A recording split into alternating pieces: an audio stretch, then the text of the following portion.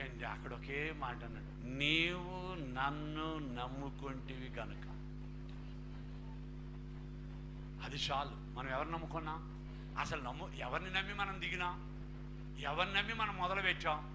చెప్పండి, ఎవరిని నమ్మి మనం మొదలు పెట్టాం? అప్పుడు ఎందుకు భయం? ఎప్పుడు ఎందుకు భయం మనకి? అంతా ఆయనే చూసుకుంటాడు. హల్లెలూయా చెప్దామా? అర్థమైందా? కనుక మొట్టమొదటిగా మన దేవుడు నమ్మినోళ్ళని నట్టేట ముంచడో. అమ్మా, నమ్మిన వాళ్ళని నట్టేట ఎవరైనా సగంలో వదిలేస్తారేమో. నా యేసయ్య సగంలో వదిలినట్టు చరిత్రలోనే లేదు. ఎందులో లేదు నాయన? చరిత్రలో లేదు. అందరూ ధైర్యంగా ఉన్న హల్లెలూయా చెప్దామా? అయితే తప్పు చేస్తే, దేవుడిని దుఃఖపెడితే, దేవుడికి విరోధంగా నువ్వు కార్యాలు చేస్తే నిన్ను వదలడు ఆయన, నిన్ను వదలడు.